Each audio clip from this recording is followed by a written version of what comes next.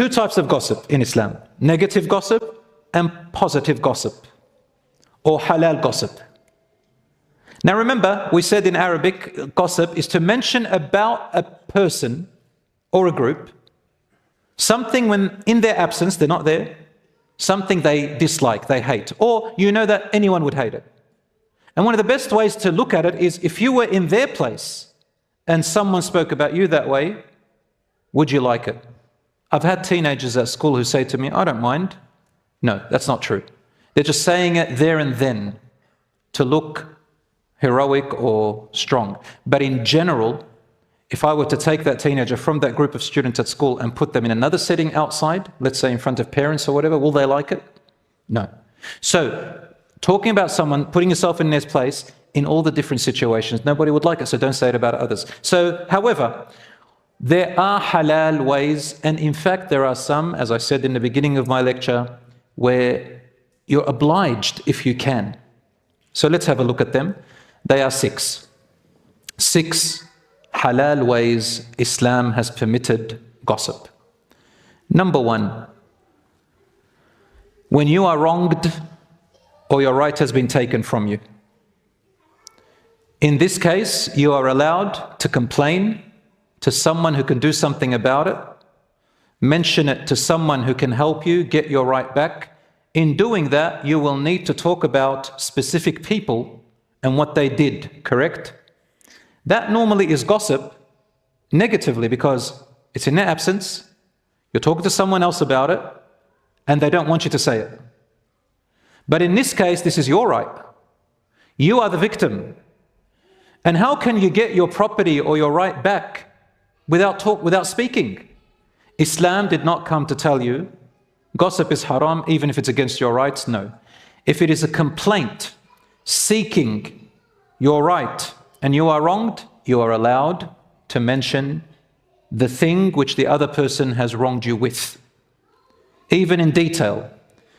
One verse in the Quran, in Surah 4, number 148, Allah subhanahu wa ta'ala says, لا يحب الله الجهر بالسوء من القول إلا من ظلم وكان الله سميعا عليما.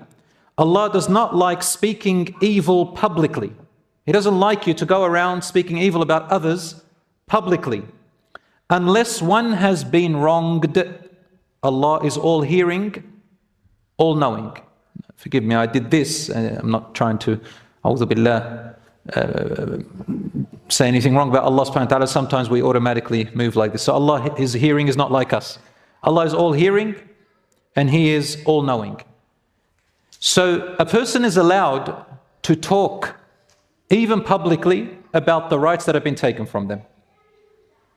For example, even to this point, let's say someone, you lent them money and they promised to give it back to you and they didn't give it back. You give them time. They start taking their time, and then you find out they could have given it back to you, but they've gone and invested it and they're making profit out of it. And you are suffering. Maybe you're in need of money yourself. And you've reminded and tried, but this person continues to oppress you. And then you came to the mosque while everybody is here and stood up after salah and say, my brothers and sisters, so-and-so person lent money from me and I've been after him and he doesn't give me right, and my children are like this and I am getting harmed from them and I've done. That is not haram. That is your right. Because a Muslim is a human, and a human can get frustrated, and our patience has a limit. So Allah gives us a room to breathe. And one of the ways to breathe is to vent out the wrong that someone has done to you after you've tried to fix it, after you've tried to get your right back. Of course, the condition of that is that it has to be genuine. It's not that I want to use this time to get back at someone and then I exaggerate. That's haram. Everything within balance, and it has to be fair. So that's the first halal gossip. What is the second halal gossip? It's called warning. Warning someone about someone who can cause them harm. So let's say you know that someone is going to hang around with someone else, or you heard that someone is about to extort someone else's wealth, or someone is going to hurt someone else, or someone is going to be a witness, and you know that that witness is lying or is not trustworthy. In this case, mentioning and telling someone else about that person who is going to cause harm is not haram. It's gossip, but it's halal gossip. Why? Because you're protecting the rights of others. Of course, again, the condition is it should not be a malicious opportunity for someone to exaggerate and get back at someone. And you must be absolutely sure. If you're doubtful, you say, look, I've heard like this. Like the man who came to Musa alayhi salam and said, Inna al-qawma ya'tamiruna liyaqtuluk. The people of Pharaoh right there, and he pointed to those people, so he knows which people. They are conspiring to kill you, O Moses, run away. Even if you need to mention the name of the person, you are allowed. Number 3, what is the third way of halal gossip? When you're seeking advice or fatwa. Sometimes you may sit with a scholar or a learned person for a religious matter in which you need to mention the name of someone. Are you allowed to do that? Yes. Or you're seeking advice from somebody who can advise you, a counselor, a therapist, a family member, a level-headed friend who can give you good advice.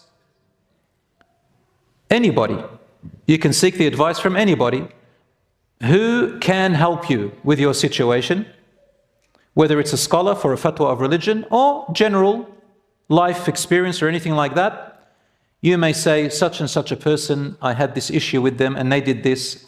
What can you advise me to do? I want to settle it, I want good out of it, or I want to protect myself, or what can you advise me? Sometimes you may go to a scholar, an imam or someone of knowledge, to say, you know, my cousin so-and-so, or my father, or my mother, or my brother and sister, or my friend so-and-so, or another imam or someone, this thing happened between us and he said this and she said that and they did this. Give me a fatwa. Am I allowed to do this or that? Are you allowed to do that? Yes. For example, inheritance. Someone died in the family. One of the siblings claims that all this money is theirs and that they say the person who passed away had gifted it to them before they died or something, and there is suspicion there, and you go to a sheikh or scholar and you have to mention your brother, he claimed this or he claimed that. This is gossip, but it is halal gossip because you're seeking advice and fatwa.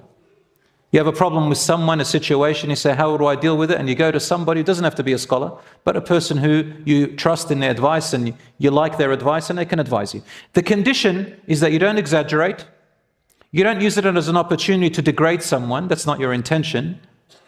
And number 3, you're sincerely and genuinely wanting good advice for a good reason, not for a bad reason. Right?